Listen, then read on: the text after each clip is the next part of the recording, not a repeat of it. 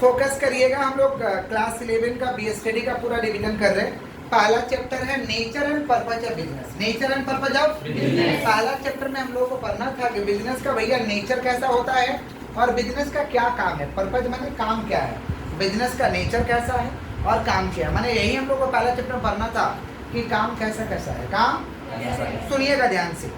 सबसे पहले आपको समझा दें, act of human is called human activity. मनुष्य कोई भी काम करेगा उसे हम कहते हैं ह्यूमन एक्टिविटी। क्या कहते हैं? Human activity. जैसे हम पढ़ा रहे हैं, कौन सा एक्टिविटी है भाई? Human activity. ह्यूमन एक्टिविटी दो तरीका का होता है, economic activity, non economic activity. जोर से बोलो। जो काम हम लोग कमाने के लिए करते हैं, जो काम हम लोग कमाने के लिए करते हैं उसे कहते हैं इकोनॉमिक एक्टिविटी। इकोनॉमिक एक्टिविटी जो काम हम क्या चीज के लिए करते हैं, माने work doing for earning money, work doing for earning money, उसे economic activity. Non economic activity जो हम मेंटल सेटिस्फैक्शन के लिए काम करते हैं उसे कहते हैं नॉन इकोनॉमिक एक्टिविटी। जैसे पूजा पाठ करना, घूमना फिरना, समझ पा रहे हैं? ये सब कौन सा एक्टिविटी है भाई? Non economic activity. माता जी हम लोग के लिए खाना बनाती है, कौन सा एक्टिविटी है? Non economic activity. समझ पा रहे हैं? वो कमाने के लिए तो खाना बनाते नहीं है, आपके लिए बनाती है, इसे हम कहते हैं non economic activity. Which work doing for mental satisfaction, mental satisfaction, इसे हम कहते हैं नॉन इकोनॉमिक एक्टिविटी। क्लियर? कमाने के लिए हम लोग तीन तरीके का काम करते हैं, बिजनेस, प्रोफेशन, एम्प्लॉयमेंट। बोलो बिजनेस, प्रोफेशन, एम्प्लॉयमेंट। बिजनेस तो समझते ही हैं भाई, बिजनेस करना, व्यवसाय करना, या तो कुछ खरीद के बेचिए, या तो बना के बेचिए, या तो खरीद के बेचिए, या तो लगातार होना चाहिए, एक क्रिया रेगुलर होना चाहिए, उसे क्या कहते हैं हम लोग? बिजनेस। क्या कहते हैं? बिजनेस। तो बिजनेस का हम डेफिनेशन बोले थे कि भाई आप एचएस कौंसिल वाला डेफिनेशन पढ़िएगा, उसका डेफिनेशन हम आप लोग को लिखवाए भी थे कॉपी में। और साधारण भाषा में क्या बोलेंगे? Business means buying and selling of goods and services in कौन सा एक्टिविटी? Regular activity. कौन सा? रेगुलर एक्टिविटी या रेगुलर इंटरवल। रेगुलर इसे हम तो साधारण भाषा में बिजनेस कहेंगे। अच्छा, बिजनेस कौन सा वर्ड से आया हुआ है? बिजनेस आया हुआ है that being busy. Being busy. Business का डेफिनेशन लिखा है कि any activity directed to creates value for removing once a man in society through recurring exchange. कोई भी काम करिए जिसका एक वैल्यू होना चाहिए, उस ऐसा वैल्यू होना चाहिए जिससे समाज में लोगों का जरूरत पूरा होता हो और यह लगातार होना चाहिए। इसे क्या कहेंगे? बिजनेस। क्या कहेंगे? बिजनेस। बिजनेस का फीचर्स क्या हो सकता है, विशेषता क्या हो सकता है? भाई बिजनेस करने के लिए क्या चाहिए? Capital. Capital is the lifeblood of business. Capital is the, बिना पूंजी का बिजनेस करना पॉसिबल कि नॉट पॉसिबल? तो कैपिटल चाहिए। क्या चाहिए? बिजनेस में रिस्क कि नो रिस्क? रिस्क है भाई, कब क्या होगा कोई नहीं जानता। रिस्क में chances of loss. Profit motive. Business किस लिए करते हो भैया? लाभ कमाने के लिए। क्या करने के लिए? Profit motive. ये फोरकास्टिंग पे आधार है। फोरकास्टिंग, फोरकास्टिंग माने बिजनेस फ्यूचर में कैसे चलेगा नहीं चलेगा कौन जानता है। जैसे एक फल विक्रेता, मान लीजिए एक प्यारा विक्रेता है, वो रास्ते में डेली फल लेकर के बैठता है, किसी सड़क के किनारे बैठता है या किसी फुटपाथ पे बैठता है, तो उसको थोड़ी ना पता रहता है कि पूरा प्यारा बिकेगा या नहीं बिकेगा, लेकिन वो इस आशा में बैठता है कि हमारा आज पूरा प्यारा बिक जाए। इसको कहते हैं फोरकास्टिंग। क्या कहते हैं? फोरकास्टिंग। समझ रहे हैं? उम्मीद पे बैठता है, कभी बिकता है काम, कभी ज़्यादा बिकता है, कभी खत्म हो जाता है। इसको हम क्या कहते हैं? फोरकास्टिंग। क्या कहते हैं? फोरकास्टिंग। और ये कैसे होना चाहिए भाई? Regular activity. कैसा होना चाहिए? Regular activity. ये सब क्या है? Features of business. Features of business.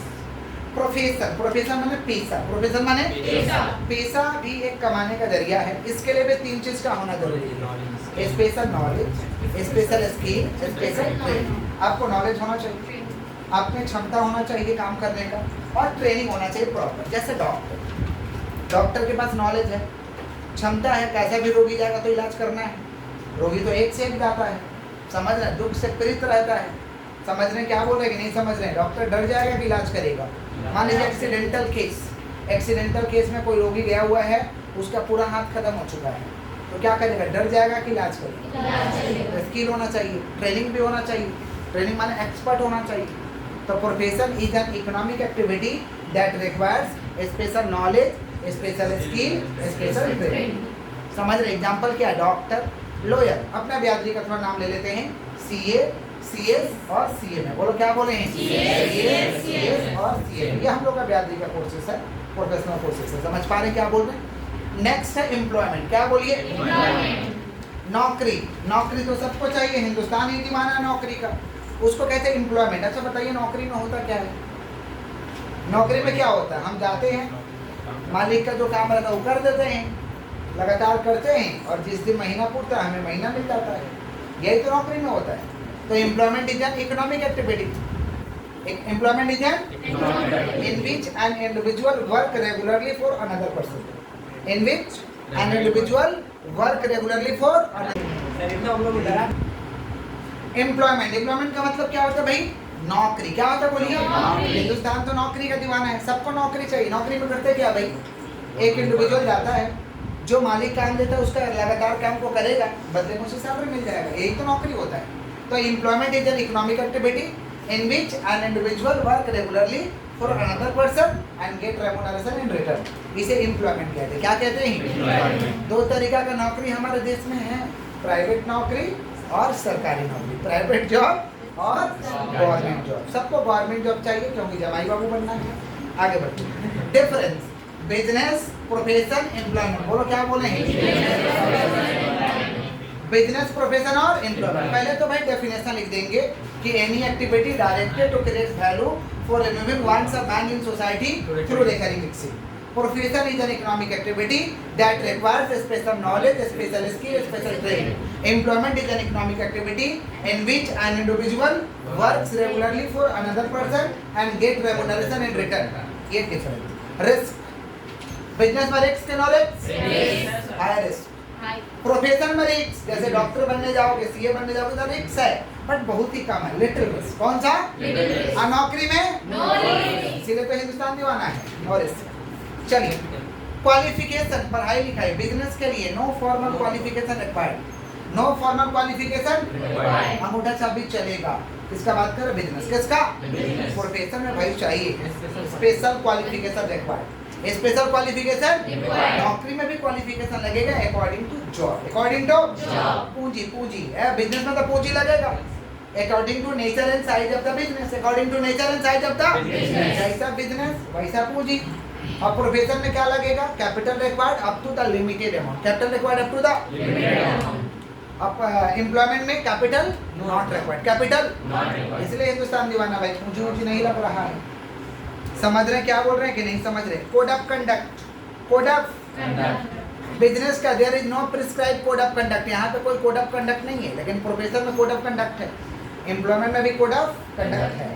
Business हम अपने बच्चे को दे सकते हैं क्या? Yes. Transfer of interest possible. Transfer of interest profession, एक डॉक्टर चाहेगा कि मैं बेटा को डॉक्टर बना दे तो बना सकता पढ़ा लिखा के, लेकिन वही वाला प्रोफेशन दे दे, अपना वाला डिग्री देना पॉसिबल कि not possible? Transfer of interest not possible. नौकरी पहले होता था, पिताजी की जगह लड़का का हो गया, लेकिन आजकल नहीं होता है। डेथ हो जाने पे होता है, लेकिन ऐसे नहीं होता है, डेथ अलग केस हो गया। तो यहाँ पे भी transfer of interest not possible. Transfer of interest. Business का भैया इकोनॉमिक ऑब्जेक्टिव है। बिजनेस में कौन सा ऑब्जेक्टिव होता है? इकोनॉमिक ऑब्जेक्टिव, आर्थिक ऑब्जेक्टिव है। बिजनेस में क्या भाई? आर्थिक ऑब्जेक्टिव क्या भैया? Earning profit. पहला क्या? बिजनेस किस लिए करेंगे? लाभ करने के लिए। किस लिए करेंगे? Earning profit. Market share and market क्या चीज? Standing. Market share and market standing. भाई मार्केट का शेयर कुछ कैप्चर करिए, शेयर कैप्चर करिए माने मार्केट को कुछ प्रोडक्ट बिकना चाहिए, मार्केट में हम खड़े रहे कम से कम। Market share and market standing. Innovation भैया, बिजनेस चालू रखने के लिए, कंटिन्यूअस रखने के लिए इनोवेशन करना पड़ेगा। Innovation means do something new, do something different, do something new, do something. इसे कहते हैं इनोवेशन। क्या कहते हैं? हर जगह इनोवेशन होता है। हॉर्लिक्स में देख लीजिए क्या इनोवेशन लाया, बच्चा के लिए अलग हॉर्लिक्स, लेडीज के लिए अलग अलग हॉर्लिक्स। समझ पा रहे हैं? जिसका इधर दर्द है उसका अलग हॉर्लिक्स, समझ रहे हैं? Innovation. Optimum utilisation of scarce resources. Optimum utilisation of scarce resources, हमारे पास संसाधन का कमी है, उसका पूरा प्रयोग करता है। ये सब क्या है? बिजनेस में इकोनॉमिक ऑब्जेक्टिव है। कौन सा objective? Role of profit in business. Business में प्रॉफिट का क्या भूमिका है? बिजनेस में प्रॉफिट का है, बिजनेस में प्रॉफिट का पहला भूमिका सर्वाइवल। प्रॉफिट होगा तब तो सर्वाइव करेंगे। सर्वाइवल का मतलब इतना कमा ले कि हमारा खर्चा रिकवर हो जाए, इतना कमा ले कि हमारा खर्चा, इसको हम क्या कहेंगे? सर्वाइवल। क्या कहेंगे? एक्सपेंशन। बढ़ाने के लिए तो प्रॉफिट चाहिए, बढ़ाने के लिए प्रॉफिट नहीं होगा तो ऑर्गेनाइजेशन का ग्रोथ कैसे होगा? छोटा ऑर्गेनाइजेशन से बड़ा ऑर्गेनाइजेशन कैसे होगा? तो प्रॉफिट तो चाहिए, इसे कहते हैं एक्सपेंशन। क्या कहते हैं? Measure of efficiency. भाई प्रॉफिट से ही क्षमता मापा जाता है, ये वाला बिजनेस बहुत बढ़िया, ये वाला बिजनेस खराब है, क्षमता को मापा जाता है। क्यों बोलते हैं ना, बहुत अच्छा चलता है, बोलते हैं जिसका नहीं चलता बोलते चलता नहीं, बेकार बोलते हैं, मार्क्सी मारते हैं, बोलते हैं ना, नॉन एफिशिएंसी उसका डाउन है। Major of efficiency, measures of reward for risk, risk उठा रहे हैं तो उसके बदले यही तो पुरस्कार है, तो प्रॉफिट का काम है रिवार्ड फॉर रिस्क। और क्या, हेल्प्स टू गेन रेपुटेशन और गुडविल, गुडविल बनता है, क्या बनता है, अगर प्रॉफिट आपके बिजनेस में रहेगा तो। प्रश्न टॉपिक क्या है, role of profit in business, बोलो क्या बोले, पहला क्या है, सर्वाइवल, क्या है, दूसरा expansion, measure of efficiency, measures of, और क्या, reward for risk, reward for, और क्या भैया, हेल्प्स टू गेन रेपुटेशन और goodwill, helps to gain reputation और गुडविल। आगे बढ़े हम लोग, नेक्स्ट इंडस्ट्री क्या होता है सुन लीजिएगा। इंडस्ट्री जहाँ पे गुड्स बनाया जाता है, ह्यूमन और मैकेनिकल पावर के जरिए गुड्स बनाया जाता है, समझ पा रहे, उसे क्या कहते हैं, इंडस्ट्री, क्या कहते हैं, इंडस्ट्री, समझ रहे हैं, जहाँ पे गुड्स को बनाया जाता है, माने जहाँ पे कच्चे माल को फिनिश गुड्स के रूप में तैयार करते हैं, उसे क्या कहते हैं, इंडस्ट्री, क्या कहते हैं, इंडस्ट्री का डेफिनेशन लिखवाए थे कि industry include all those process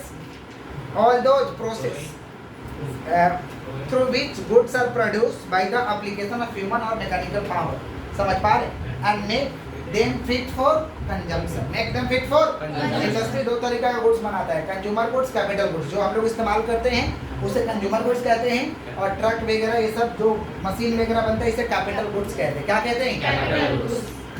types of industry के हम लोग टाइप समझे थे, इंडस्ट्री तीन तरीका का है, primary, secondary, tertiary, primary, secondary, tertiary. Primary industry का मतलब होता है, प्राइमरी इंडस्ट्री का मतलब होता है जो हम लोग देख करके सीख जाते हैं, जो हम लोग देख करके समझ पा रहे। प्राथमिक उद्योग, कौन सा उद्योग, प्राइमरी इंडस्ट्री दो तरीका का है, जेनेटिक और है एक्सट्रैक्टिव, बोलो क्या बोले हैं, जेनेटिक माने जन्मजात, जो मम्मी पापा से हम लोग सीख जाते हैं उसे कहते हैं जेनेटिक, क्या कहते हैं, जैसे किसान का अगर बात करिएगा तो किसान खेती करना जानता है, पशुपालन जानता है, तो उनके बच्चे वो जान जाते हैं, देखते देखते जान जाते हैं, जेनेटिक। क्या हुआ, एक्सट्रैक्टिव, एक्सट्रैक्टिव का मतलब होता है कि जैसे मछली मारना, शिकार करना, जंगल का कटाई करना, ये सब होता है एक्सट्रैक्टिव। क्या होता है, एक्सट्रैक्टिव। तो प्राइमरी इंडस्ट्री दो तरीका का है, कौन कौन सा, जेनेटिक और एक्सट्रैक्टिव।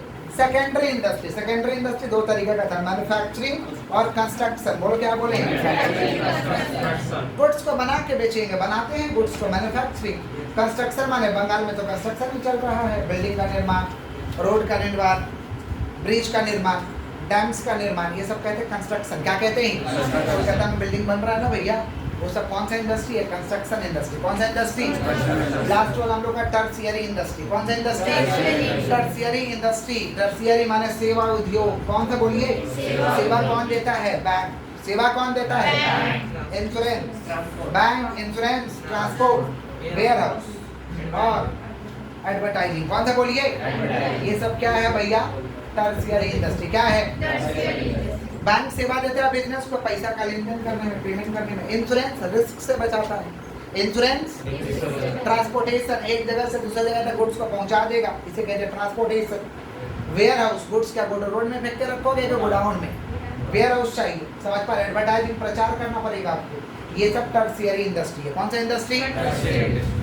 फिर हम लोग समझे थे कॉमर्स, क्या समझे थे, देखिए भैया जैसे मान लीजिए जो प्रोडक्ट आपके मोहल्ला में बिक रहा है, क्या आपके मोहल्ला में बनता है क्या, कहाँ बनता है पता नहीं, कहाँ बनता है, लेकिन वो कॉमर्स का देन है कि आपके गली मोहल्ले में गुड्स अवेलेबल है। आप जो भी गुड्स इस्तेमाल करते हैं, जैसे कोलगेट आप इस्तेमाल करते हैं या बाबा जी का आप दंत कांति इस्तेमाल करते हैं, समझ पा रहे क्या बोल रहे हैं, तो आप जो भी इस्तेमाल करते हैं कि आपके एरिया में बनता है, कहाँ बनता है पता नहीं, कहाँ बनता है, लेकिन हमारे एरिया में अवेलेबल है कि नहीं अवेलेबल है, अवेलेबल है नहीं, किसका देन है भैया, कॉमर्स का। किसका देन है, कॉमर्स माने वाणिज्य, जो पढ़ते हैं वो वाला कॉमर्स नहीं, समझ रहे, माने कॉमर्स के जरिए, कॉमर्स में वो सारा गतिविधि आता है जो गुड्स प्रोड्यूसर्स के पास से लेकर कस्टमर तक पहुंचा दिया जाता है, कस्टमर तक, इसे कहते हैं commerce. Commerce include all those activity, commerce include all those activity, समझ पा रहे, which are linked with establish from producer to ultimate consumer, from producer to, इसे कहते हैं कॉमर्स। क्या कहते हैं, कॉमर्स आया तो बहुत सारे असुविधाएं को खत्म किया, पहले बहुत सारा असुविधाएं था, समझ रहे, जिसे हम कहते हैं फंक्शन ऑफ कॉमर्स। क्या कहते हैं? तो helps in removing the hindrance of person place time exchange risk knowledge. ये सारा दिक्कत है भाई। गुड्स बना लिए, किसको बेचे? पर्सन का दिक्कत था। कहाँ बेचे? प्लेस का दिक्कत था।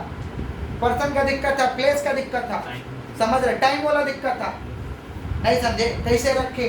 कुछ भाई ऐसा गुड्स होता है जो साल में एक ही बार होता है, बट सालों भर चलाना है, या 2 बार होता है उसे साल भर चलाना है।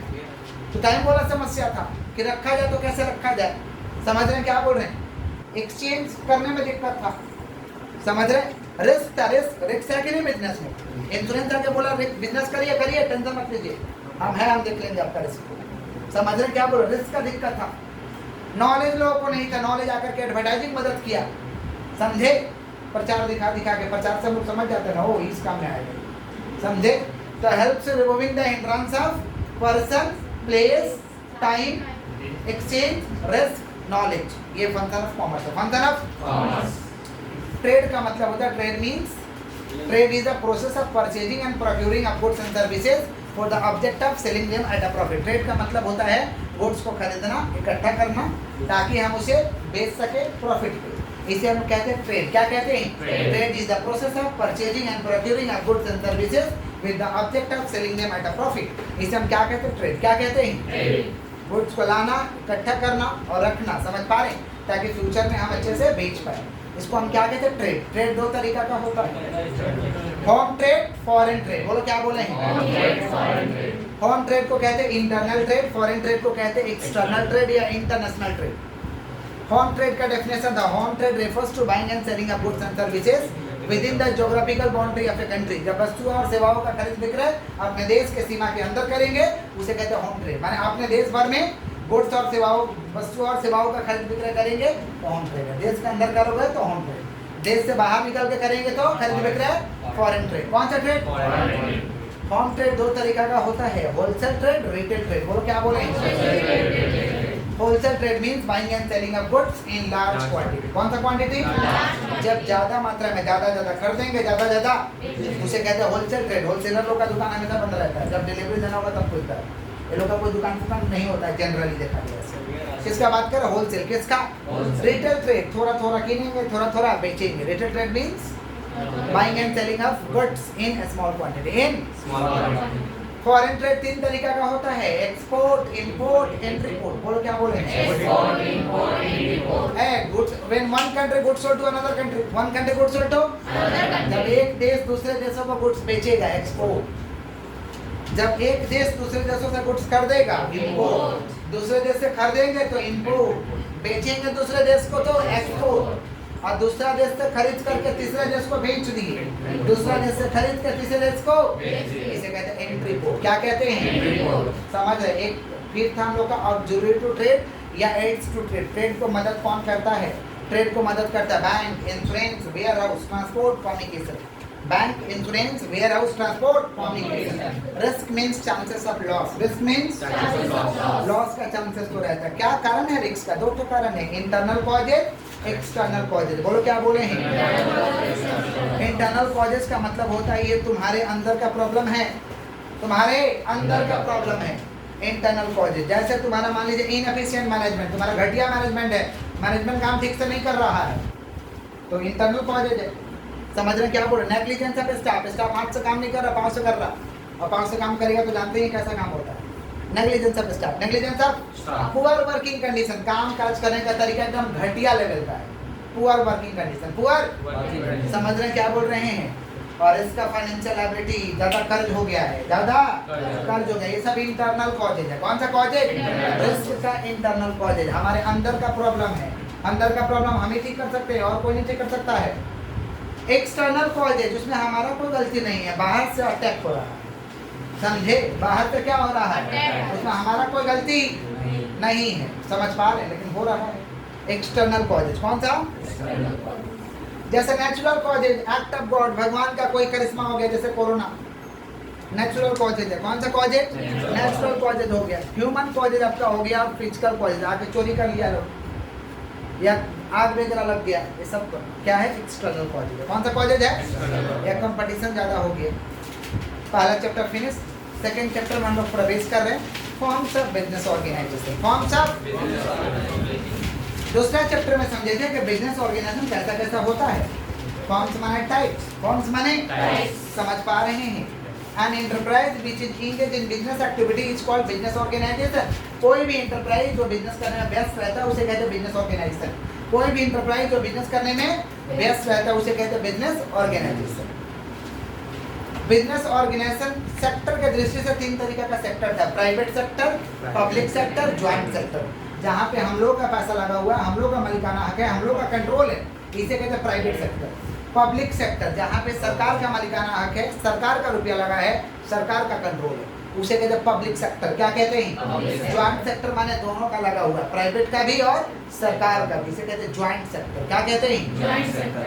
डेफिनेशन बहुत सुंदर से पढ़ाए थे। The business enterprises which are owned, control and manage, which are owned, control and by the private individual, by the private individual। Public sector का भी definition बहुत सुंदर पढ़ाए थे। The business enterprises which are owned, control and managed by the state। और joint sector का क्या था? The business enterprises which are owned, managed and controlled by the private individual as well as state। Private sector में private sector को 2 प्रकार भाग में बांटा गया, कंपनी और नॉन कंपनी। कंपनी और नॉन कंपनी। नॉन कंपनी के तहत आएगा सोल प्रोप्राइटरशिप, पार्टनरशिप, HUF। बोलो क्या बोले हैं? Sole proprietorship, partnership, HUF। और कंपनी के तहत आएगा private company, public company. Private company, अब प्रश्न आता है कि भैया सोल प्रोप्राइटरशिप क्या होता है? सोल माने होता है सिंगल, सोल माने, अब प्रोप्राइटरशिप माने ओनर, सिंगल ओनर। कौन सा ओनर? माने the business enterprises which are owned, control and managed by the single owner, by the single. आप लोग जितना गुड्स खरीदते हैं ना वो सोल प्रोप्राइटरशिप से ही खरीदते हैं। आपके गली मोहल्ले में चाय वाला, मोदी दुकान वाला, पान गुमटी वाला, ये सारा का सारा सोल प्रोप्राइटरशिप है, सारा का सारा सोल प्रोप्राइटरशिप है। समझ पा रहे हैं? अच्छा, आप लोग गुड्स तो खरीदते हैं, इसको इसका दुकान को देख के फीचर्स बता सकते हैं क्या सोल प्रोप्राइटरशिप का? यस, फीचर्स हम बता सकते हैं। सिंगल ओनरशिप एंड कंट्रोल, मालिकाना हक अकेला रहता, अकेला कंट्रोल रहता है। Single ownership and control, no separate legal entity. यहाँ पे बिजनेस और बिजनेस का मालिक अलग नहीं है, कुछ भी होगा तो बिजनेस का मालिक को पकड़ेंगे। No separate legal entity, no separate legal, unlimited liability. कुछ भी हो गया तो भाई आपको कर चुकाना पड़ेगा घर बार बेच कर, समझे? Unlimited liability, unlimited liability. तो पहला क्या? Single ownership and control, no separate legal entity, unlimited liability, unlimited liability. Individual risk bearing, अकेला ही रिस्क उठाना पड़ेगा। No profit sharing, no profit sharing, अकेला रिस्क उठाएंगे तो अकेला मजा भी लेंगे, समझे? अकेला रिस्क उठाएंगे तो अकेला हमें लाभ होगा तो हम लेंगे, किसी को बांटने वाले नहीं है। समझ पा रहे हैं? स्मॉल साइज होता है, no legal formality, no legal formality. Sole proprietorship का एडवांटेजेस क्या हो सकता है? एडवांटेजेस होगा easy to form, operate and dissolve, आराम से खोल सकते हो ऐसा बिजनेस, चला सकते हो, हमेशा के लिए बंद कर सकते हो। समझ रहे? क्योंकि डिसीजन मेकिंग तुरंत हम डिसीजन ले पाते हैं। Independent control, independent control. Secrecy of affairs, मेरा बिजनेस के बारे में दूसरा कोई नहीं जान पाएगा, हम छिपा कर रखेंगे। Secrecy of affairs, secrecy of affairs, समझ रहे हैं क्या? पर्सनल टच रहता है, कस्टमर को हम लोग चिनते हैं, समझ रहे हैं? तो बातचीत भी करते हैं लोग कस्टमर से, पर्सनल टच, पर्सनल टच, ये सब एडवांटेज है। डिसएडवांटेज क्या भैया? सोल प्रोप्राइटरशिप का डिसएडवांटेज, लिमिटेड रिसोर्सेज। लोगों के पास रिसोर्स ही कितना रहता है, संसाधन ही कितना रहता है, लोगों के पास limited resources, limited resources. Unlimited liability, कर्ज है भाई, कर्जा कुछ भी हो जाएगा, अनलिमिटेड लायबिलिटी, समझे? लिमिटेड मैनेजरियल स्किल, लोगों को जितना बुद्धि उतना ही न चलाएगा, जितना बुद्धि उतना ही चलेगा। मैनेजरियल स्किल कम है, मैनेजरियल स्किल, समझ रहे हैं? लिमिटेड स्कोप ऑफ एक्सपेंशन, बढ़ने का भी चांसेस कम है, जब ज़्यादा बड़ा होने का चांसेस नहीं है। ये सब डिसएडवांटेज है। फिर समझे थे पार्टनरशिप। पार्टनरशिप माने क्या? जब 2 जन मिलके, 2 या 2 से अधिक जन मिलके किसी बिजनेस को स्टार्ट करते हैं, उसे हम क्या कहते हैं? पार्टनरशिप। क्या कहते हैं? समाज में देखते नहीं है कि 2 जन मिलके स्टार्ट किया, 2 दिन बढ़िया से चला, तीसरा का दिन दूसरा से बिजनेस खत्म होता है ना, यही है पार्टनरशिप, यही है, समझ रहे हैं? तो partnership is a relation between 2 और more person. Partnership is a relation between who have agreed to sharing profit carried on by all or any one of them acting for all। Partnership क्या भैया?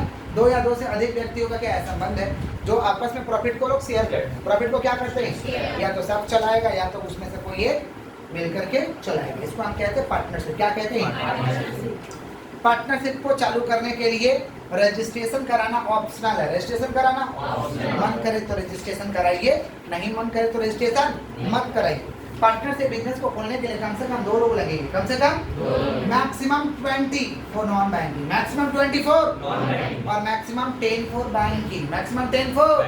ये पहले था, अब मर चुका है ये, समझे? अब minimum 2, maximum 50 as per rules में लिखा मिनिमम 2 रहेगा, मैक्सिमम 50 रहेगा, और as per act maximum 100, maximum act में लिखा हुआ 100, लेकिन अभी के लिए फिलहाल 50। अभी के लिए फिलहाल बुक में तो 2 और 20 वाला लिखा है, तो इसलिए 2 और 20 वाला बोल दिए, कोई गाली नहीं देगा हमको। आइए पार्टनरशिप का फीचर्स, पार्टनरशिप का फीचर्स क्या है भैया? पहला क्या? मेंबरशिप। पहला क्या? मेंबरशिप। कम से कम 2 जुगाड़ो, मैक्सिमम 20 नॉन बैंकिंग के लिए और मैक्सिमम 10 फॉर बैंकिंग के लिए और मैक्सिमम 50 अभी ताजा वो सब हट गया, समझा? किसका बात करें? मेंबरशिप। एग्रीमेंट होना चाहिए, एग्रीमेंट मन लिखित समझौता होना चाहिए। एग्रीमेंट में भी ओरल और एक्सप्रेस और इम्प्लाइड, लिख के भी कर सकते हो और मुंह से भी कर सकते हो, लेकिन मुँह वाला में टूचा टूची होता है, नहीं समझे? हम लोग बोलिए पार्टनरशिप ऐसे से करेंगे, 2 दिन मन नहीं रहते, सरकार दिन मारा पटपी। तो एग्रीमेंट ओरल भी हो सकता है और रिटन भी हो सकता है, ओरल भी हो सकता है और रिटन। ओरल वाला में चांसेस है एग्रीमेंट। और क्या भैया? लॉफुल बिजनेस है, business should be lawful, business should be other than the illegal activity और चैरिटी और इलीगल एक्टिविटी के लिए पार्टनरशिप नहीं हो सकता। इलीगल काम के लिए पार्टनरशिप, समझे क्या बोले? मान लीजिए गांजा बेचने का कर रहा है, इलीगल है भाई, ऐसा पार्टनरशिप नहीं चलेगा, समझ पा रहे? चैरिटी करने के लिए पार्टनरशिप बोल रहे हैं, ये सब नहीं होता है, समझे क्या बोल रहे हैं? पक्का लीगल बिजनेस। कौन सा बिजनेस? Legal business. इसको हम कहते हैं लॉफुल बिजनेस। क्या कहते हैं? प्रॉफिट शेयरिंग, प्रॉफिट बांटा जाएगा, profit. Mutual agency relationship, mutual agency कहता है जो तेरा है वो ऑनली लायबिलिटी, पता चला बहुत कुछ को बोलने लगा, तेरा है जो मेरा, काम है गड़बड़ आ गया। ऑनली लायबिलिटी, ऑनली कर्ज, सिर्फ कर्ज जो तेरा है वो बस। म्यूचुअल एजेंसी कौन सा? No separate legal entity, unlimited liability, no separate legal entity, unlimited liability. किसका फीचर था भैया? Partnership, membership, agreement, no separate legal entity, unlimited liability. और क्या होना चाहिए? Lawful business. क्या होना चाहिए? Profit sharing. कौन सा बोलिए? Mutual agency. कौन सा एजेंसी? फिर पहले थे HUF, Hindu undivided family business, Hindu undivided family business. समझ पा रहे हैं? इसको कौन चलाएगा? The business enterprises which are owned, managed and controlled by the head of the family known as karta, known as family का मेन व्यक्ति चलाएगा जिसका नाम है कर्ता। जिसका नाम क्या है? ऐसा परिवार में जन्म लेते ही तुम भी उस बिजनेस का हिस्सा हो जाओगे। ऐसा परिवार में जन्म लेते ही तुम भी उस बिजनेस का हिस्सा हो जाओगे। किसका बात कर? HUF। किसका? HUF में बिजनेस चलता है क्या? यस, केसी पालन सर्विस। नाम सुने? केसी पाल का छाता नहीं सुना तो सुनो, KC Pal and sons, KC Pal and sons छाता बेचता भाई, फेमस है। गुप्ता ब्रदर्स, शर्मा ब्रदर्स, तो ये सब HUF का भाई बिजनेस होता है। HUF 2 तरीका का होता है, दाया भागा, नितक सारा। दाया भागा सिर्फ वेस्ट बंगाल में है, लड़का भी मेंबर, लड़की भी मेंबर, लड़का भी मेंबर। आप लोग वेस्ट बंगाल में हैं, हिस्सा में प्रॉपर्टी में हिस्सा मिल सकता है, दाया भागा। मितक सारा माने खाली लड़का मेंबर, लड़की नहीं मेंबर, समझे? ये आउटसाइड वेस्ट बंगाल, आउटसाइड। आगे बढ़ते हैं। पार्टनरशिप को चलाने के लिए भैया पार्टनरशिप डीड बनाना पड़ता है। क्या बनाना पड़ता है? Partnership deed. डॉक्यूमेंट है रे बाबा, डॉक्यूमेंट, स्टाम्प पेपर लाइए, लिख लीजिए। Partnership deed is a written document, partnership deed is a लाइए कोर्ट का पेपर, लिख लीजिए उसमें in which containing terms and condition of the partnership, in which containing terms and condition of the and signing by all partners, signing by ऐसा partner sign करा दो, इसे कहते हैं पार्टनरशिप डीड। क्या कहते हैं? क्या लिखेंगे उसमें? Name of the firm, principal place of the business, objective of the business, name of the partner, full address of the partner, salary of the partner, interest on capital, commission, bonus, procedure of admission, procedure of retirement, ये पूरा एकदम चिट्ठा लिख लेंगे कैसे कैसे क्या होगा हमारे यहाँ। इसको हम कहते हैं पार्टनरशिप डीड। क्या कहते हैं? यही सब लिखेंगे चिट्ठा। समझ पा रहे हैं? एक बार देख लीजिएगा पार्टनरशिप डीड को। फिर पहले थे types of partner. Types of partner, active partner जो डेली धंधा में आएगा वो who conduct day to day affairs of the business, who maintain day to day affairs of the business, जो डेली आके बिजनेस को चलाएगा, ऐसे पार्टनर को कहते हैं एक्टिव पार्टनर। क्या कहते हैं? Active partner. Capital contributed, profit sharing, liability sharing, risk bearing सब करेगा, बिजनेस भी चलाएगा, ऐसे पार्टनर को कहते हैं एक्टिव। क्या कहते हैं?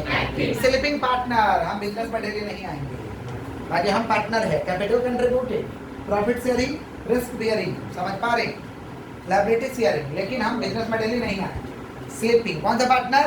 नॉमिनल पार्टनर, नाम का पार्टनर है। बोलते हैं ना कुछ दिया हुआ नहीं है, नाम का पार्टनर। जाओ बाबू जाओ, मेरा नाम इस्तेमाल करें, इसको कहते हैं नॉमिनल पार्टनर। क्या कहते हैं? समझ पा रहे, 10 में पढ़ाया गया था जब क्लास चला था।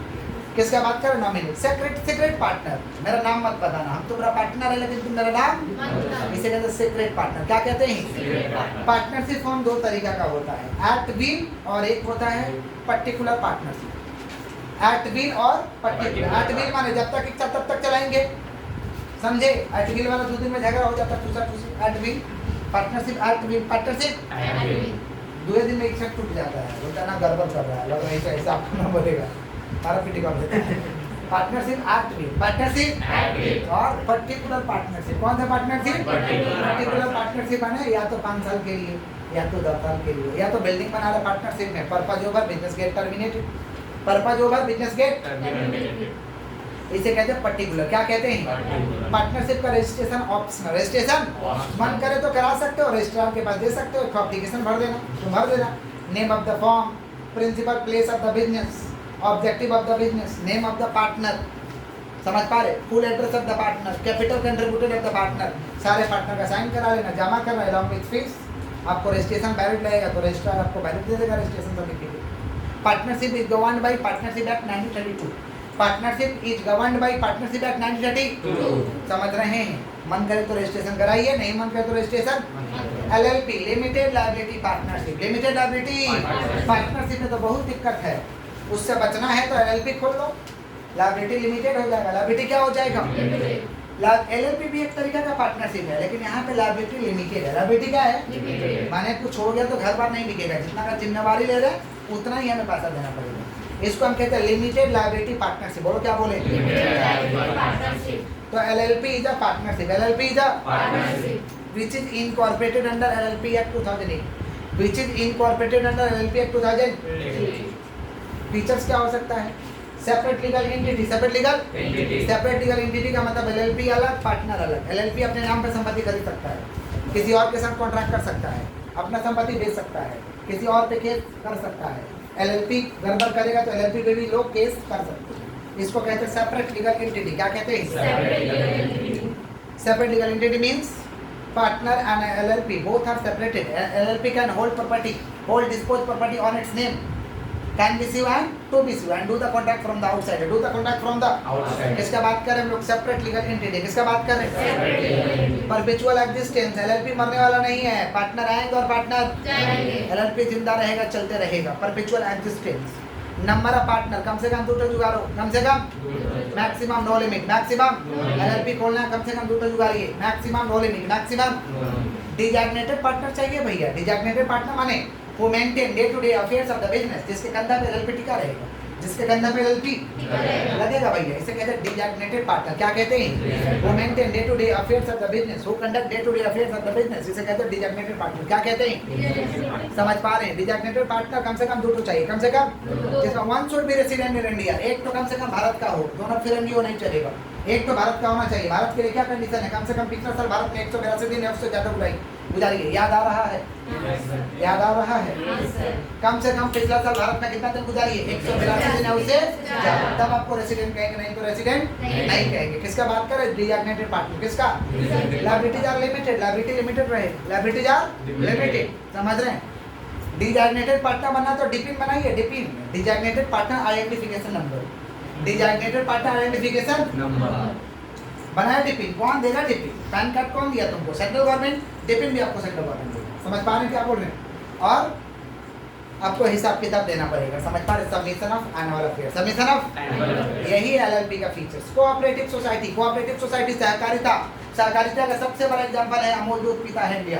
अमूल दूध पीता है इंडिया। समझ पा रहे? अमूल जो कंपनी धंधा कर रहा है वो कोऑपरेटिव सोसाइटी में ही धंधा कर रहा है। कोऑपरेटिव सोसाइटी को खोलने के लिए कम से कम 10 लोग चाहिए। कम से कम 10 लोग। Cooperative society is a voluntary association. Cooperative society is a for the opening of cooperative society minimum 10% required. Minimum 10% required. समझ पा रहे हैं? It is incorporated under cooperative society act 1912। It is incorporated under cooperative society act 1912। ये registered होगा cooperative society act 1912 में registered होगा। समझ पा रहे? कोऑपरेटिव सोसाइटी का फीचर्स था भैया वॉलंटरी एसोसिएशन, अपने इच्छा से जुड़ सकते हो, अपने इच्छा से। समझ पा रहे क्या बोल रहे हैं कि नहीं समझ पा रहे? किसका बात कर रहे हैं हम लोग? Cooperative society. बोले क्या बोले? Cooperative religious and political neutrality. यहाँ पे भाई धर्म जाति नहीं देखा जाता है, सभी समुदाय के लोग जुड़ सकते हैं, सभी समुदाय के लोग जुड़ सकते हैं। Separate legal entity. Cooperative society अलग है, मेंबर। कोऑपरेटिव सोसाइटी अपने नाम पे संपत्ति खरीद सकता है, बेच सकता है, किसी और के साथ कॉन्ट्रैक्ट कर सकता है। गड़बड़ करिएगा आप पे केस करेगा, कोऑपरेटिव सोसाइटी गड़बड़ करेगा हम लोग केस करेंगे। सर्विस मोटिव, सेवा देना उद्देश्य होता है, सेवा देना। Equal voting right, 1 member 1 vote, 1 member 1 vote. और सरप्लस जो फायदा होता है लोग बांट देता है, इसे कहते हैं कोऑपरेटिव सोसाइटी। Cooperative society. उसके बाद हम लोग पढ़े थे भैया कंपनी। क्या पढ़े थे? Company means company which is incorporated under this act और प्रीवियस एक्ट। दिस एक्ट का नाम है कंपनीज एक्ट 2013। इस एक्ट का नाम क्या है? Companies act 2000। पिछला वाला एक्ट का नाम क्या है? Companies act 1956। बोलो क्या बोले? Companies act 1956। दूसरे भाषा में भी डेफिनेशन पढ़ाए थे कि company is an artificial person. Company is an artificial person which is created by law having perpetual succession common seal separate legal entity. Definition को तोड़ दो, फीचर्स बाहर आ जाएगा। It's a artificial person, it's a common cell टप्पा होना चाहिए। Perpetual succession माने company मरने वाला नहीं। सेपरेट लीगल एंटिटी माने अभी भी समझाया ना कि कंपनी अलग, मालिक। और क्या पहला क्या बोला? Artificial person, common seal, separate legal entity. Separate legal entity, perpetual existence, company मरने वाला नहीं है। मेंबर आएंगे और मेंबर क्या? धीरू भाई हमारे नहीं है तो कंपनी नहीं चल रहा, चल रहा कि नहीं चल रहा? इसको कहते हैं परपेचुअल एक्जिस्टेंस। क्या कहते हैं? समझ पा रहे? ट्रांसफरेबिलिटी ऑफ शेयर्स, हम अपना शेयर को बेच सकते हैं, अपना शेयर को बेच सकते हैं। कंपनी दो तरीका का होता है, प्राइवेट और पब्लिक। बोलो क्या बोले? प्राइवेट कंपनी जो अपना रुपया से लगाएंगे, खोलेंगे। जो कंपनी अपना रुपया से खोलेंगे, दोस्त यार का पैसा लगाएंगे, बहन पापा का पैसा लगाएंगे, ऐसे कंपनी को कहते हैं प्राइवेट। क्या कहते हैं? प्राइवेट। जो कंपनी में जनता का पैसा लगा है, किसका लगा है? जनता। ऐसे कहते हैं पब्लिक। क्या कहते हैं? प्राइवेट को खोलने के लिए कम से कम 2 लोग लगेंगे। कितना लोग? 2। पब्लिक को खोलने के लिए कम से कम 7। कम से कम 7। मैक्सिमम प्राइवेट में 200, मैक्सिमम प्राइवेट में 200 और पब्लिक में नो लिमिट। डायरेक्टर जिसके कंधा पे कंपनी टिका है उसे डायरेक्टर कहते हैं। प्राइवेट को खोलने के लिए कम से कम कितना डायरेक्टर? 2। पब्लिक को खोलने के लिए कम से कम 3। प्राइवेट के अंत में क्या लिखा रहेगा? PBT entity. क्या लिखा रहेगा? पब्लिक के अंत में क्या लिखा रहेगा? आईपीडी। क्या लिखा रहेगा? Private company not free transferable of share, share को फ्री ट्रांसफरेबल नहीं कर सकता, लेकिन पब्लिक कंपनी शेयर को फ्री ट्रांसफरेबल कर सकता है। समझ पा रहे क्या बोल रहे हैं? नहीं समझ पा रहे? अच्छा, प्राइवेट कंपनी खोलना हो या पब्लिक कंपनी खोलना हो, 2 इंपॉर्टेंट डॉक्यूमेंट बनाना पड़ेगा, एमओए और एओए। बोलो क्या बोले? मेमोरेंडम ऑफ एसोसिएशन और आर्टिकल्स ऑफ एसोसिएशन। बोलो क्या बोले? कागज बनाना पड़ेगा, एमओए और एमओए में बाहरी बात लिखते हैं, कंपनी का बाहरी बात लिखते हैं। MOA is a document on which company structure stands. MOA एक डॉक्यूमेंट है जिसमें कंपनी का स्ट्रक्चर बना है। फिर पढ़ते हैं it is a charter of company. Every company can not do the act beyond the power of MOA. कोई भी कंपनी एमओए में जो लिखा हुआ उसके खिलाफ काम नहीं कर सकता। एमओए में क्या लिख सकते हैं? Name clause means name of the company, name clause means name of the company, object clause means objective of the company, registered office clause means address, registered office address of the company. समझ? Capital clause means capital of the company, capital clause means capital of the, nominal clause means signature of the member, signature of the member. तो MOA में क्या लिखा रहेगा? Name clause, capital clause, registered office clause और क्या? Nominal clause. कौन सा clause? Articles में क्या लिखते हैं? अंदर का बात। क्या लिखते हैं? अंदर का बात, कि मेरा बैंकर कौन होगा, डायरेक्टर कौन होगा, ऑडिटर कौन होगा, शेयर का प्राइस क्या रहेगा, हम लोग का औकात क्या है, ये सब कहाँ लिखेंगे? आर्टिकल्स में। कहाँ लिखेंगे? कहाँ लिखेंगे? बोलिए। आर्टिकल्स में क्या लिखवाए थे? Articles of association concern with the internal body in which containing internal rules and regulation of the organisation. जो अंदर का बात लिखेंगे उसे क्या कहते हैं? आर्टिकल्स। क्या कहते हैं? आर्टिकल्स। फिर हम लोग समझे थे prospectus. Prospectus means invitation given to the outsider. Prospectus means invitation given to the outsider to for subscription of shares and debenture. लेकिन हम उस समय लिखवाए होंगे प्रोस्पेक्टस में defined as invitation given to the outsider to subscribe the shares of the company, ऐसे लिखा है। समझ पा रहे हैं? तो आप दोनों लिख सकते हैं कि prospectus means invitation given to the public. Prospectus means invitation given to the public for the subscription of shares of debenture. Prospectus के जरिए लोगों को निमंत्रण देते हैं, आइए आइए कंपनी में पैसा लगाइए, आइए और कंपनी में पैसा ये लीजिए, डॉक्यूमेंट पढ़िए समझिए और कंपनी में चुपचाप पैसा लगाइए। इसको कहते हैं प्रोस्पेक्टस। क्या कहते हैं? तो दोनों में से कोई एक भी डेफिनेशन लिख सकते हैं। कॉपी में लिखवाए होंगे कि प्रोस्पेक्टस में भी डिफाइंड है invitation given to the outsider to subscribe the shares of the company. दूसरे भाषा में लिख सकते हैं prospectus means prospectus means invitation given to the public for the subscription of shares of debenture। किसका बात करें? प्रोस्पेक्टस। किसका? कंपनी को खोलने का 4 स्टेज है। पहले प्रमोशन, बताइए सबको, खोल रहे हैं हम लोग। प्रमोशन, फिर रजिस्ट्रेशन, इनकॉर्पोरेशन, प्रमोशन, फिर रजिस्ट्रेशन, फिर कमेंसमेंट। जनता को बताइए, हम आ चुके हैं जैसे जियो ने बताया कमेंसमेंट, और फिर जनता से पूंजी उठाना होगा, शेयर बेचेंगे, कैपिटल सब्सक्रिप्शन। कैपिटल 4 स्टेज है कंपनी को खोलने के लिए। Promotion, incorporation, promotion, commencement, capital subscription. Public company को खोलने का 4 स्टेज। प्राइवेट कंपनी को खोलने के लिए 2 ही स्टेज है, प्रमोशन, इनकॉर्पोरेशन। बोलो क्या बोलेंगे? प्रमोशन और इनकॉर्पोरेशन। प्रमोशन और क्या? हमारे बच्चे नॉर्मल है। नेक्स्ट चैप्टर, नेक्स्ट चैप्टर हम लोगों का है भैया, आता नहीं था इसमें, तो नेक्स्ट चैप्टर लिखा गया public private and global enterprises. Public private and global enterprises. सबसे पहले हम लोग का कि भाई पब्लिक सेक्टर एंटरप्राइजेज कितना तरीका का होता है। पब्लिक सेक्टर एंटरप्राइजेज के तहत 3 तरीका का ऑर्गेनाइजेशन आएगा, डिपार्टमेंटल अंडरटेकिंग, पब्लिक और स्टैट्यूटरी कॉर्पोरेशन और गवर्नमेंट कंपनी। क्या क्या आएगा? डिपार्टमेंटल अंडरटेकिंग, पब्लिक और स्टैट्यूटरी कॉर्पोरेशन और कौन सा भैया? Government company. कौन सा? Departmental undertaking. गवर्नमेंट का डिपार्टमेंट को हम कहते हैं डिपार्टमेंटल अंडरटेकिंग। देखियो गवर्नमेंट का department, Indian railway is government का department. Indian railway is Indian railway किसके जरिए चलाएगा? एक मिनिस्टर के जरिए। गवर्नमेंट का जितना डिपार्टमेंट है सबका एक मंत्री है, रेल मंत्री, कोयला मंत्री, सुनते हैं ना, रक्षा मंत्री है ना। तो गवर्नमेंट का डिपार्टमेंट को हम कहते हैं डिपार्टमेंटल अंडरटेकिंग। तो डिपार्टमेंटल अंडरटेकिंग का डेफिनेशन लिखवाए थे कि departmental undertaking refers to the public enterprise, refers to the public enterprise which is run as a part of government under the minister concern, under the minister concern, under the minister concern। बोला जा रहा है कि departmental undertaking भाई government का ही part है जो चलाया जाता है अंडर द मिनिस्टर कंसर्न, इसे कहते हैं डिपार्टमेंटल अंडरटेकिंग। गवर्नमेंट को सारा काम अकेला करना पॉसिबल कि नॉट पॉसिबल? बोलिए। चीफ मिनिस्टर को अकेला सारा काम करना पॉसिबल कि नॉट पॉसिबल? सेंट्रल गवर्नमेंट हमारे देश का प्रधानमंत्री को सारा काम करना अकेला पॉसिबल कि नॉट पॉसिबल? क्या करना पड़ेगा? डिपार्टमेंट बांट दो, सबका मिनिस्टर बना दो, लोग संभालेगा, उससे रिपोर्टिंग लेंगे। इसको कहते हैं डिपार्टमेंटल अंडरटेकिंग। बोलो क्या बोले? डिपार्टमेंटल अंडरटेकिंग का फीचर समझे थे, एक्सटेंशन ऑफ गवर्नमेंट डिपार्टमेंट। इससे गवर्नमेंट डिपार्टमेंट का एक्सटेंशन हो जाता है। डायरेक्ट फंडिंग फ्रॉम गवर्नमेंट, ये लोगों को पैसा कहाँ से मिलता है? गवर्नमेंट से। जब बजट पास होता है उसी में बताया जाता है इतना इतना कहाँ से गया। Direct funding from government. बोलो क्या बोले? Government accounting and auditing, government he accounting करेगा, उसका जांच भी करेगा। सर्विस कंडीशन, नौकरी करने वाले लोग बोलते हैं हम जमाई बाबू है।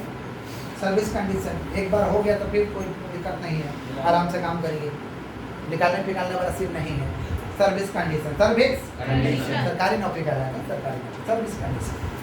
और एग्जीक्यूटिव डिसीजन, डिसीजन जबरदस्त लेवल का होता है डिपार्टमेंटल अंडरटेकिंग का। चलिए नेक्स्ट हम लोग का पब्लिक कॉर्पोरेशन या स्टैट्यूटरी कॉर्पोरेशन। पब्लिक कॉर्पोरेशन या आप जितना बैंक देख रहे हो सारा का सारा स्टैट्यूटरी कॉर्पोरेशन है। हम लोग का ब्यादरी का जो इंस्टीट्यूट है CA में एबी स्टैट्यूटरी कॉर्पोरेशन है। स्टैट्यूटरी कॉर्पोरेशन ये पार्लियामेंट का स्पेशल एक्ट से बनाया जाता है और स्टेट लेजिस्लेचर का स्पेशल एक्ट से बनाया जाता है। इसे कहते हैं स्टैट्यूटरी कॉर्पोरेशन और पब्लिक कॉर्पोरेशन। जैसे आपका state bank of India, life insurance, समझ पा रहे हैं क्या बोले? Life insurance corporation of India, ये सारा का सारा क्या है? Statutory corporation. क्या है? बोलते हैं ना कि सरकारी बैंक है, तो ये सब क्या है? Public corporation. क्या है? Public corporation. इसका डेफिनेशन है public corporation refers to the public corporation refers to that public enterprise which is created under the special act of parliament और स्टेट लेजिस्लेचर। स्टेट इसे कहते हैं हम लोग पब्लिक कॉर्पोरेशन या स्टेट कॉर्पोरेशन। जैसे SBI LIC, SBI और LIC। इसका फीचर्स क्या हो सकता है भाई? Act of parliament. किसका नियम चलेगा? पार्लियामेंट का और स्टेट लेजिस्लेचर का। एक्ट ऑफ पार्लियामेंट ये किसके तहत बनेगा? पार्लियामेंट के तहत। किसके तहत बनेगा ये? स्टेट लेजिस्लेचर के तहत। पार्लियामेंट कौन समझता है ना? Separate legal entity. ये लोग अपने नाम पे संपत्ति खरीद सकता है, किसी और के साथ कॉन्ट्रैक्ट गड़बड़ करेगा तो केस भी करेगा। Separate legal entity. ओनरशिप किसके हाथ में रहेगा? सेंट्रल और स्टेट गवर्नमेंट। सेंट्रल और स्टेट गवर्नमेंट। मालिकाना किसके हाथ में रहेगा? सेंट्रल और स्टेट गवर्नमेंट। जोर से बोलो। सेंट्रल और स्टेट गवर्नमेंट। मैनेजमेंट इसका कौन करेगा? Board of director. Board of director का चुनाव कौन करेगा? गवर्नमेंट। कौन चुनाव करेगा? बोर्ड ऑफ डायरेक्टर इसको चलाएगा, जिसके कंधों पे टिका रहेगा board of director. Financial independence. ये लोग का भी रुपया का बहुत आजादी होता है। रुपया का बहुत ओन सर्विस कंडीशन। ये लोग भी बोलता है हम सरकारी नौकरी वाले, own service condition, own service बस। नेक्स्ट है गवर्नमेंट कंपनी। गवर्नमेंट कंपनी किसको कहेंगे? जिसमें सेंट्रल गवर्नमेंट का 51% या उससे ज्यादा का शेयर होल्डिंग है। सेंट्रल गवर्नमेंट यानी मोदी जी फिलहाल। स्टेट गवर्नमेंट यानी हम लोग का स्टेट गवर्नमेंट ममता बनर्जी। समझ पा रहे? स्टेट गवर्नमेंट का 51% शेयर होल्डिंग, या तो सेंट्रल गवर्नमेंट का 51% शेयर होल्डिंग है किसी कंपनी में, 51% है उससे ज्यादा, 51 समझते हो? 51%। या तो स्टेट गवर्नमेंट का 51% है उससे ज्यादा, या सेंट्रल गवर्नमेंट और स्टेट गवर्नमेंट दोनों मिलके 51% या उससे ज्यादा का शेयर होल्डिंग ले लिया तो गवर्नमेंट कंपनी कहलाएगा। या दो स्टेट गवर्नमेंट मिलकर, दो स्टेट गवर्नमेंट जैसे बंगाल का स्टेट गवर्नमेंट और बिहार का स्टेट गवर्नमेंट सुशासन बाबू मिल करके, समझ पा रहे हैं, 51% या उससे ज्यादा का हम लोग क्या ले लिए? शेयर खरीद लिए। समझ पा रहे हैं? तो क्या कहलाएगा? Government company. क्या कहलाएगा? समझ पा रहे हैं? A government company is a company in which not less than 51% share held by central government or state government either jointly or combinedly, either jointly or combinedly। समझ पा रहे हैं? और one or more state government, one or more state government, उसे हम क्या कहेंगे? Government company. क्या कहेंगे? एग्जांपल दे देते तो अच्छा रहता गवर्नमेंट कंपनी का। भेलगेल सेल, भेलगेल सेल। समझ पा रहे? ये सब महारत्ना कंपनी है। समझ पा रहे कि नहीं समझ पा रहे? सेल का बताया था ना full form? Steel authority India limited. समझ पा रहे हैं? बुद्धि में जा रहा है? गेल का भी बताए थे, gas authority India limited, gas authority. It's a Maharatna company, it's a Maharatna company. इसे कहते हैं गवर्नमेंट कंपनी। क्या कहते हैं? इधर भी नौकरी पाना टफ होता है, इधर भी नौकरी पालोगे तो बहुत अच्छा कंडीशन मिलता है। इधर भी हम लोग सरकारी नौकरी क्या रहते हैं, सरकारी नौकरी। Features of government company. Features of government company का फीचर्स क्या होता है? Incorporated under the companies act. ये गवर्नमेंट कंपनी में ना कंपनीज एक्ट के तहत चलेगा, उसके तहत रजिस्टर्ड होगा। ओनरशिप सेंट्रल गवर्नमेंट और स्टेट गवर्नमेंट के पास 51% होता है, मालिकाना मिनिमम। उसके बाद क्या? मैनेजमेंट। मैनेजमेंट किसके हाथ में रहेगा? Board of director. Board of director का चुनाव कौन करेगा? गवर्नमेंट। कौन चुनाव करेगा? ये government company separate legal entity है। सेपरेट लीगल एंटिटी का मतलब होता है कि गवर्नमेंट कंपनी अपने नाम पर संपत्ति खरीद सकता है, गवर्नमेंट अलग है, कंपनी अलग है। Financial autonomy. लोगों का भी पैसा का आजादी रहता है, पैसा का कोई टेंशन नहीं, ऑनेस्ट आपको क्या स्टार्ट रहेगा। अकाउंटेबिलिटी, जवाब देना पड़ेगा गवर्नमेंट कंपनी, जवाब। इसे कहते हैं अकाउंटेबिलिटी। क्या कहते हैं? फिर पढ़े थे हम लोग जॉइंट वेंचर। क्या पढ़े थे हम लोग भैया? और जॉइंट वेंचर से पहले पढ़े थे मल्टीनेशनल कंपनी, मल्टीनेशनल कंपनी और ग्लोबल एंटरप्राइजेज। समझ पा रहे? are the companies which are operating many countries, which are operating, जो बहुत सारे देशों में बिजनेस करते हैं उसे कहते हैं multinational.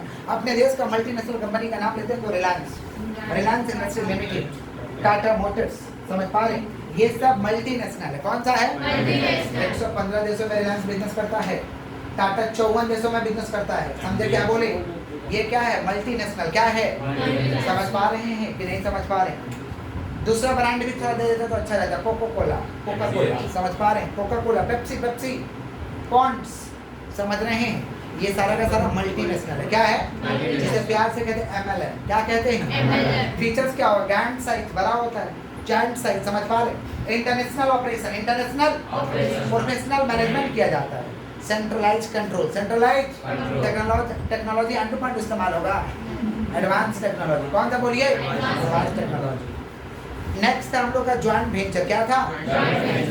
When two or more firms join together when two or more firms join together to establish a new enterprise to establish a new enterprise called कौन था बोलिए? Joint venture. कौन सा? जैसे पहले किया था हीरो और होंडा मिल करके तहलका मचाया था पूरा हिंदुस्तान। अभी अलग अलग है, हीरो अलग था, होंडा अलग था, मिल करके धंधा कर रहा था। मारुति सुजुकी दो जन मिल करके एक साथ बिजनेस कर रहे थे, कहते हैं ज्वाइंट वेंचर। क्या कहते हैं? ज्वाइंट वेंचर से बेनिफिट क्या होगा भाई? रिसोर्सेज ज्यादा हो जाएगा, ग्रेटर रिसोर्सेज एंड कैपेसिटी, नया मार्केट में घुस पाएंगे, एक्सेस न्यू मार्केट, बना डिस्ट्रीब्यूशन नेटवर्क मिल जाएगा, एक्सेस टू एडवांस टेक्नोलॉजी को हम एक्सेस कर पाएंगे, इनोवेशन, हम इनोवेशन कर पाएंगे, do something new, do something different, इसे कहते हैं इनोवेशन। क्या कहते हैं? Innovation. Low cost of production, एक साथ मिल के करेंगे तो सस्ता पड़ेगा, एक साथ मिल के करेंगे तो इसे कहते हैं low cost of production, low cost of production. फिर पहले तो पीपीपी, बोलो क्या बोले हैं?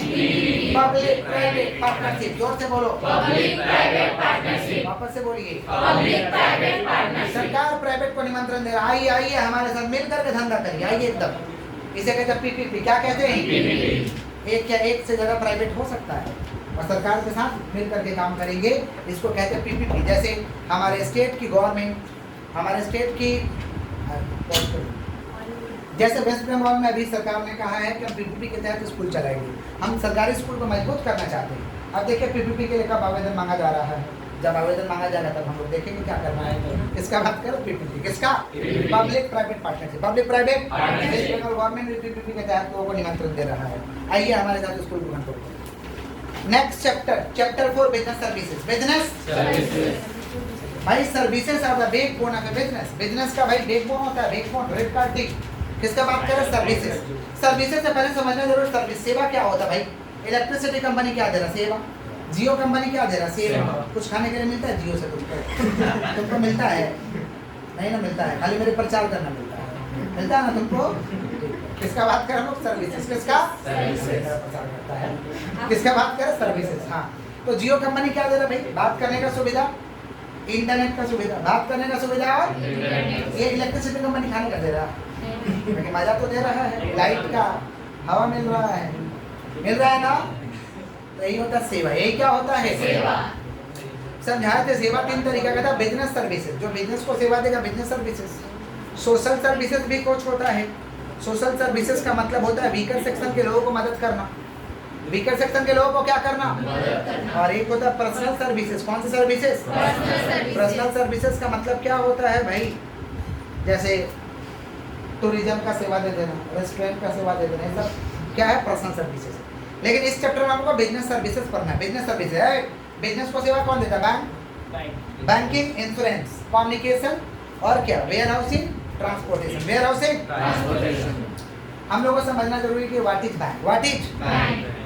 A bank may be defined as an institution. A bank may be defined as an institution. क्या भैया? इंस्टीट्यूशन है which accept money from public. Which accept money from public. समझ पा रहे हैं? And withdrawal on demand by check और withdrawal slip etc. Bank एक institution है जो जनता से रुपया लेता है और पैसा उठा सकते हैं withdrawal slip के द्वारा और चेक के द्वारा उठा सकते हैं। बैंक कितना तरीका का था? डिफरेंट टाइप्स का बैंक है, जिसमें सेंट्रल बैंक, सभी बैंकों का पापा कौन? Central bank. सेंट्रल बैंक का नाम क्या है? Reserve bank of India. अब बैंक डिफरेंट टाइप का था, जैसे कमर्शियल बैंक। कौन सा बैंक? Commercial bank. ये बाहर जितना बैंक देख रहे हैं सारा कमर्शियल बैंक है। कोऑपरेटिव बैंक है जो कोऑपरेटिव सोसाइटी एक्ट के तहत चलते हैं, कोऑपरेटिव बैंक भी है कहीं कहीं। स्पेशलाइज बैंक है जो स्पेशल काम के लिए बने होते हैं, विशेष काम के लिए बने होते हैं, समझ रहे हैं? इसे कहते हैं स्पेशलाइज बैंक। क्या कहते हैं? और सेंट्रल बैंक तो समझते ही हैं, सारे बैंकों को कंट्रोल करेगा। कमर्शियल बैंक 2 तरीका का है, public sector, private sector. Public sector जो सरकार के नियम के तहत चलेगा, सरकार के अंदर आएगा पब्लिक सेक्टर, और जो प्राइवेट के तहत चलेगा उसे private sector. Function of commercial bank. Commercial bank का फंक्शन क्या भैया? Accepting deposit. Accepting deposit, 4 account के माध्यम से रुपया एक्सेप्ट करेगा। Saving, current, recurring, fix. बोलो क्या बोले? Saving, current, recurring, fix. Providing loan, loan देगा। Bill discounted, bank overdraft, cash credit, credit card. Cash credit हम समझाए थे। कैश क्रेडिट बिजनेस का करने के लिए दिया जाता है, रोजमर्रा का जिंदगी जीने के लिए दिया जाता है कि आप चलाइए, लीजिए, बिजनेस चलाइए। इसे कहते हैं कैश क्रेडिट। क्या कहते हैं? Cash credit. SMS facility bank देता है, एटीएम का फैसिलिटी देता है, चेक का फैसिलिटी देता है। समझ रहे हैं क्या बोल रहे हैं कि नहीं समझ रहे हैं? उसके बाद कितना तरीके का अकाउंट खोल सकते हैं बैंक में? 4 तरीका का। कौन कौन? Saving, current, recurring, fix. बोलो क्या बोले? सेविंग अकाउंट तो बैंक के लिए है। आम जनता अपना रुपया को सेव करेगा, बैंक में डालेगा, बैंक थोड़ा बहुत ब्याज दे देगा, इसे कहते हैं सेविंग अकाउंट। क्या कहते हैं? समझ रहे हैं कि नहीं समझ रहे हैं? करेंट अकाउंट बिजनेसमैन के लिए होता है। करेंट अकाउंट यहाँ कोई रेट ऑफ इंटरेस्ट नहीं मिलता है, कोई रेट ऑफ इंटरेस्ट नहीं। फायदा है कि एक दिन में जितना पैसा जमा करेंगे जमा करेंगे, उठाना उठाएंगे, कोई रोक टोक नहीं है, लेकिन सेविंग में है। समझे? Current account. रिकरिंग का मतलब होता है खोल लीजिए, महीना महीना पैसा जमा करिए। 12 महीना का खोले तो 12 महीना पैसा जमा करो, और 12 महीना पूर जाएगा तो तुमको एक साथ ब्याज के साथ पैसा मिल जाएगा। इसको कहते हैं रिकरिंग डिपॉजिट। LIC मत समझ लेना, not LIC, this is a recurring deposit. This is a प्रत्येक महीने जैसे मान लो 5000 का महीना हम कर दिए, 12 महीने जमा करेंगे, कितना मिलेगा? 60,000 प्लस इंटरेस्ट प्लस, तो 12 महीने बाद आपको पैसा मिल जाएगा। इसको कहते हैं रिकरिंग डिपॉजिट। इसमें थोड़ा इंटरेस्ट ज़्यादा मिलता है, सेविंग से ज़्यादा मिलता है, इसको कहते हैं रिकरिंग डिपॉजिट। फिक्स डिपॉजिट, एक बार लेके गए, पैसा दे दिए, 1 साल के लिए, 2 साल के लिए, 5 साल के लिए, इसमें लमसम इंटरेस्ट ज़्यादा मिलता है, और उसके बाद आपको पैसा मिलेगा इंटरेस्ट के साथ। इसे कहते हैं फिक्स डिपॉजिट। क्या कहते हैं? और फिक्स डिपॉजिट पे महीना महीना भी इंटरेस्ट उठा सकते हो और एक साथ भी उठा सकते हो, इसे कहते हैं फिक्स डिपॉजिट। क्या कहते हैं? समझ रहे हैं कि नहीं समझ रहे हैं? बैंकिंग सर्विसेज, बैंक का भाई डिफरेंट तरीका का सर्विसेज है। जैसे इशूइंग बैंक ड्राफ्ट, बैंक क्या इशू करता है भाई? बैंक ड्राफ्ट, चेक की तरह ही होता है। बैंक ड्राफ्ट इशू किया जाता है इंस्टीट्यूट का पेमेंट के लिए। पहले बैंक ड्राफ्ट बहुत फेमस था, जैसे यहाँ से बिहार ले जाना है तो सुविधा नहीं था, ट्रेन में ले जाते थे, डाकू लोग पैसा छीन लेता था, तो हम लोग क्या करते थे, वहाँ पे कोई बैंक है, जैसे मान लीजिए वहाँ पे SBI बैंक है, तो यहाँ के SBI ब्रांच में जाके वो उस नाम पे ड्राफ्ट बनवा लेते थे, चेक टाइप का दे देता था, ये ड्राफ्ट को वहाँ ले जाते थे, हमको पैसा मिल जाता। यही होता बैंक ड्राफ्ट। क्या होता है? फिर RTGS, real time gross settlement. बोलो क्या बोले हैं भैया? फास्टर एकदम तुरंत पैसा ट्रांसफर होता है, फास्टर ट्रांसफर है RTGS। किसका? फिर हम लोग का NEFT, national electronic fund transfer, company to bank, bank to company, bank to bank, bank to bank में रुपया ट्रांसफर होगा, कंपनी टू बैंक ट्रांसफर होगा। समझ पा रहे हैं? इसे कहते हैं NEFT। क्या कहते हैं? National electronic fund transfer. क्या कहते हैं? लेकिन सबसे फास्टर कौन सा है? RTGS। फास्टर कौन सा है? समझ रहे हैं? उसके बाद हम लोग का डिफरेंट टाइप्स का लोन मिलता है। समझ रहे? CBS का फुल फॉर्म क्या भैया? Core banking solution. Core banking solution. ATM का full form automated teller machine. Automated teller machine. समझ रहे हैं? अच्छा, CBS का full form core banking solution. Core banking solution माने आपका ब्रांच कहीं पे भी हो, जैसे मान लीजिए कोलकाता में आपका ब्रांच है, आप दूसरा जगह शिफ्ट होगा दिल्ली, तो दिल्ली से उस अकाउंट को ऑपरेट कर सकते हैं, वहाँ का सेम ब्रांच, वहाँ का जैसे मान लीजिए SBI में यहाँ पे है कोलकाता, हम दिल्ली चले गए तो दिल्ली भी तो SBI होगा, वहाँ के किसी ब्रांच से इस अकाउंट को ऑपरेट किया जा सकता है। इसको हम कहते हैं CBS, कोर बैंकिंग सॉल्यूशन। बोलो क्या बोले हैं? बोलो क्या बोले हैं? Core banking solution. और भी कुछ फुल फॉर्म पर है थे ना? IFSC का फुल फॉर्म क्या था? Indian financial system code. IFSC code बोलते हैं ना, IFSC कोड दो, इंडियन फाइनेंशियल सिस्टम कोड। बोलो क्या बोले हैं? Indian financial system code. EFT का फुल फॉर्म क्या था? Electronic fund transfer. Electronic fund transfer. और कुछ फुल फॉर्म कराए थे क्या? SMS का क्या था भाई? Short message services. Short message insurance माने बीमा। इंश्योरेंस कंपनी कहता है कि करा लीजिए बीमा, खत्म हो जाएगा आपका जिम्मा, आप कराइए, रिक्स हम कवर करेंगे, आप कराइए, हम रिक्स। इंश्योरेंस में 2 पार्टी होता है, इंश्योरर और इंश्योर। कंपनी जो कर रहा है उसे इंश्योरर, और हम करा रहे, हम कौन है? इंश्योर। कौन है? समझ पा रहे? प्रीमियम भरना पड़ेगा, अमाउंट देना पड़ेगा, इसे कहते हैं प्रीमियम। पॉलिसी, पॉलिसी का मतलब होता है डॉक्यूमेंट ऑफ कॉन्ट्रैक्ट, जिसमें सब कुछ डिटेल रहेगा, इसे पॉलिसी कहते हैं। क्या कहते हैं? और सम एश्योर्ड मैंने कितना मिलेगा? सम एश्योर्ड मैंने कितना मिलेगा? समझ पा रहे हैं? फिर हम लोग पढ़े थे function of insurance. Function of insurance का फंक्शन क्या? प्रोवाइडिंग सर्टेनिटी, निश्चित कर देता है कि करिए, आप टेंशन फ्री होकर बिजनेस करिए, रिस्क पे ध्यान देने का दरकार करिए, आगे बढ़िए, आप हम देख लेंगे। Providing certainty, providing diffusion of risk, risk को डिफ्यूज कर देंगे, सब पे बांट देते हैं रिस्क, अकेला उठाया नहीं जाता, रिस्क को डिफ्यूज कर देंगे। कैपिटल फॉर्मेशन, पूंजी भी बन जाता है एक तरीका का, समझ रहे? जिसमें पूंजी बन जाता है। कंपटीटिवनेस, कंपटीशन पे हम लड़ पाएंगे, क्योंकि रिस्क का टेंशन नहीं है हमको, रिस्क तो कवर कर रहे हैं इंश्योरेंस, कंपटीटिवनेस, समझ रहे हैं। बेटर यूटिलाइजेशन ऑफ कैपिटल है, इमरजेंसी के लिए रुपया रखने का दरकार नहीं है, करा लो इंश्योरेंस, टेंशन फ्री हो जाओ, पैसा जमाने का दरकार नहीं है, वो पैसा से बिजनेस करो, समझे, ग्रोथ करवा, इसको कहते हैं बेटर यूटिलाइजेशन ऑफ कैपिटल है। तो लोग पैसा इमरजेंसी में रखता था, कहाँ होगा कौन जानता है, इंश्योरेंस करा लो, कौन जानता है, इंश्योरेंस देखेगा, हम लोग इधर चला रहे हैं अपना नॉर्मल कर रहे हैं। Better utilisation of capital, better utilisation of capital, foreign trade के लिए फैसिलिटी ले सकते हैं, समझ पा रहे।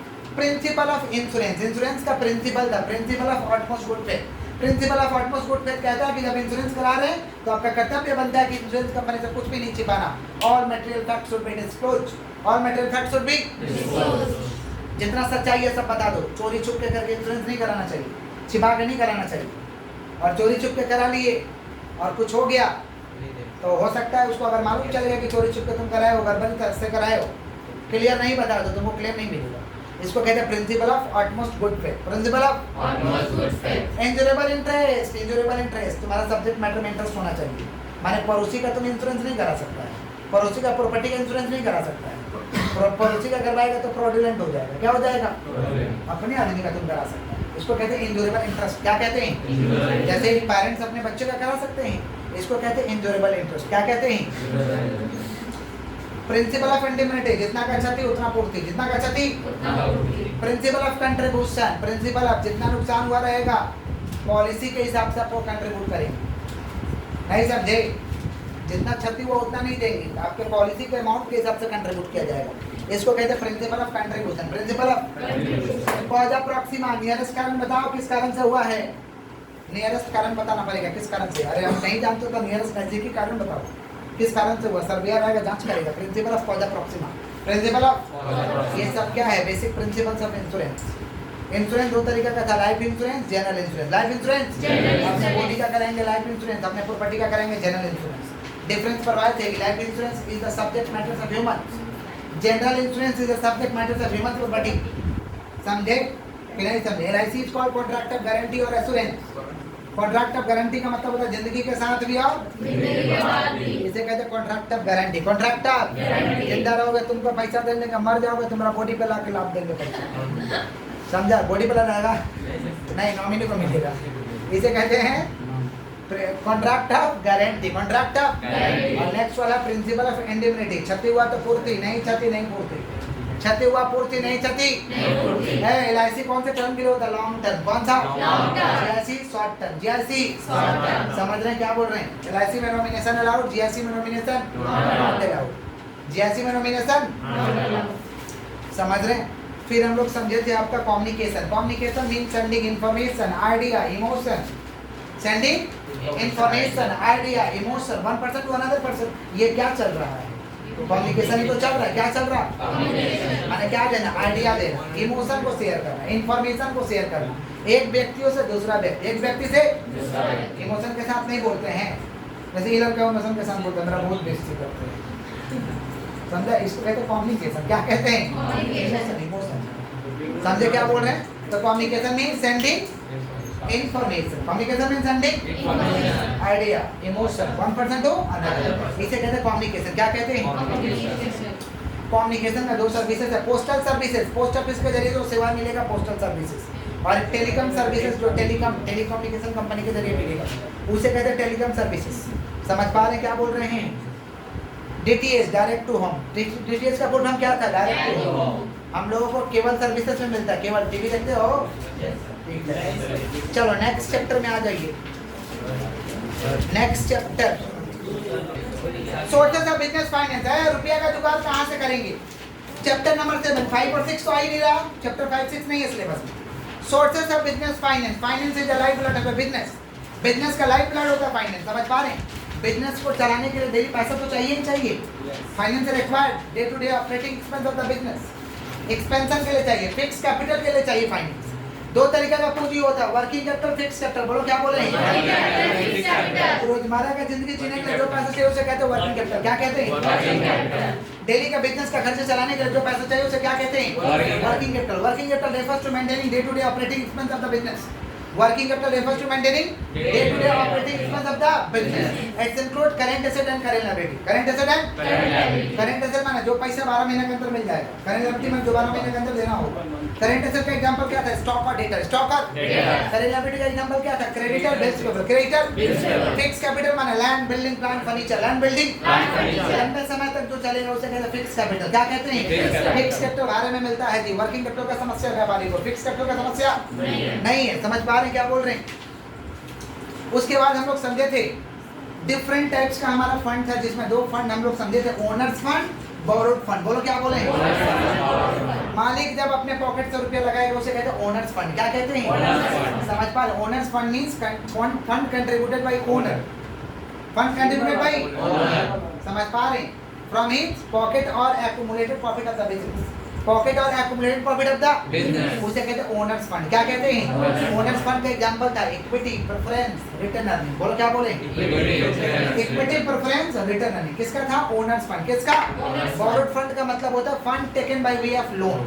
Fund taken by way of loan के माध्यम से हम फंड को ले लेंगे, इसे कहते हैं बोरोड फंड. क्या कहते हैं? उसे क्या कहते हैं हम लोग? Borrowed fund.